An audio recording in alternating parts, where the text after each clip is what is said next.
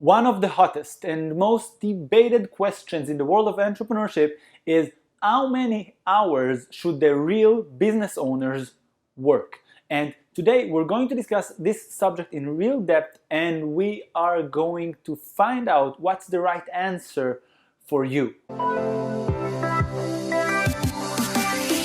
On one hand, the more hours you spend working, the more hours you spend in the office, the more you could potentially get done. On the other hand, most people don't really want to work nonstop and prefer to have a more balanced life.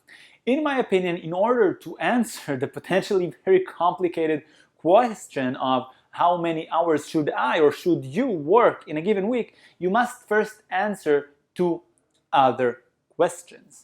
The first question is, what are your ambitions? And the second question is, in what stage of business are you operating? And I'm not discussing your age or your financial situation. It's just that every single business develops at certain stages. And on certain stages, you might want to actually work a lot more hours, while in other stages you could work a lot less but still get amazing results. But before we get into those different stages of development, I want to first discuss your ambitions.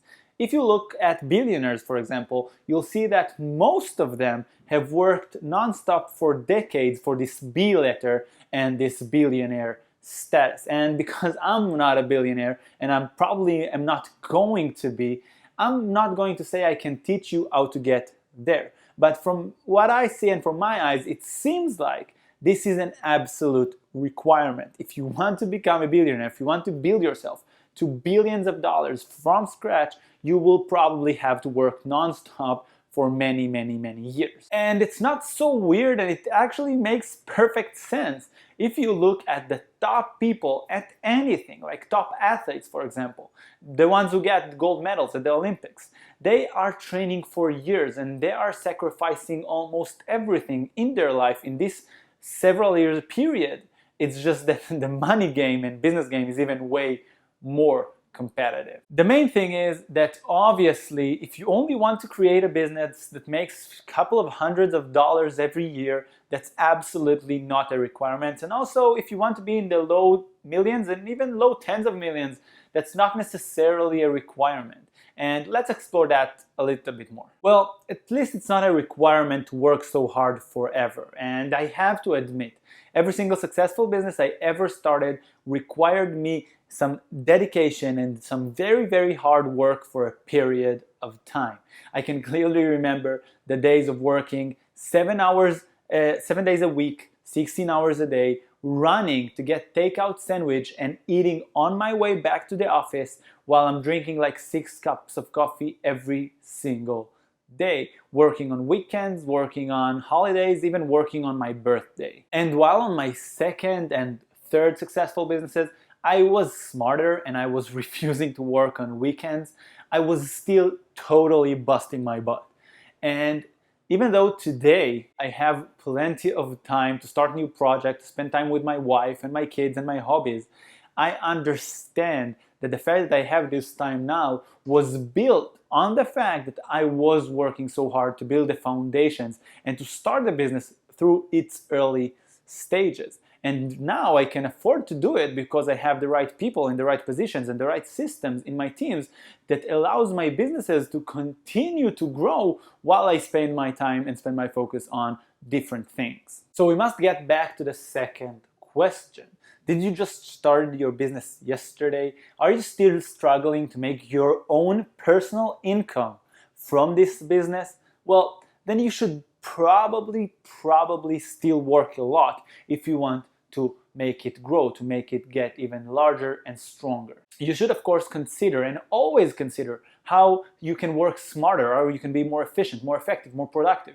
But still, in my experience, doing the dirty work, doing the little nitty-gritty is so incredibly important, because on those stages in your business, time is relatively cheap and money is relatively very expensive. So if you can do all sorts of tasks, all sort of work in order to make your business grow, right now is the best time to do it. And there's also a secondary benefit, a secondary huge benefit to doing all the dirty work when you're just starting your business. Because as your business grows and you get more people on your team, you'll start to hear more and more excuses. In my teams, no one can make excuses to me because I personally did every single role in this company. I did every single thing. I did accounting and I did customer service and I did sales and I did marketing and I know everything. So when I'm sitting with someone, they know I know exactly what their job feels like.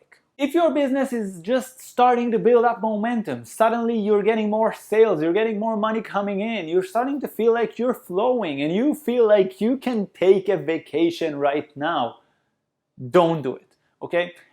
This is the step, this is the phase of business when you're gaining momentum. This might be the most important time to be all in and to keep on working. It's only when the results start to feel like they are naturally flowing in, like you can definitely tell that next month you're going to have X amount of sales and X amount of money for several months in a row, then you can start building the systems, you can start hiring the people, you can start building the team that will make this business work without you. And then you'll be able to have the choice if you would want to work 4 hours a week or 80 hours a week.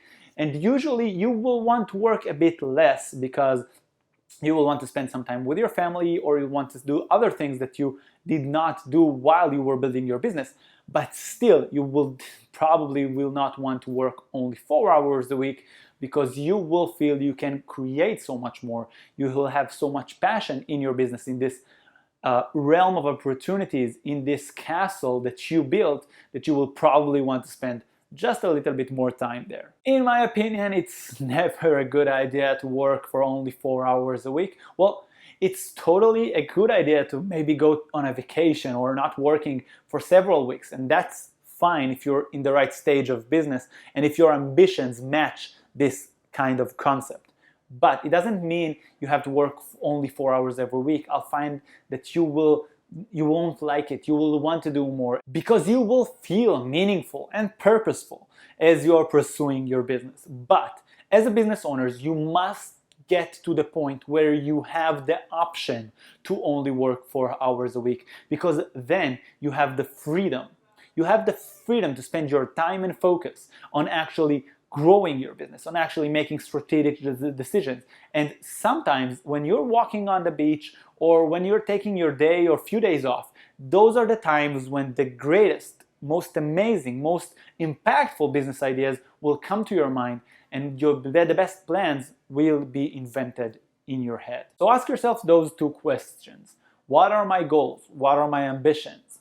And also ask yourself, in what stage am I really in my business? And this way you can make the best decision on how many hours you should work this week, next week, and the next couple of months. Hey, it's Tzhayek. Thank you for watching this video. If you liked it, please press the thumbs up button, and you can also subscribe to the channel. Make sure you get notified each and every time a new video is uploaded. I'd like to hear your questions or your reviews in the comment section below, and I'll see you in one of those new videos.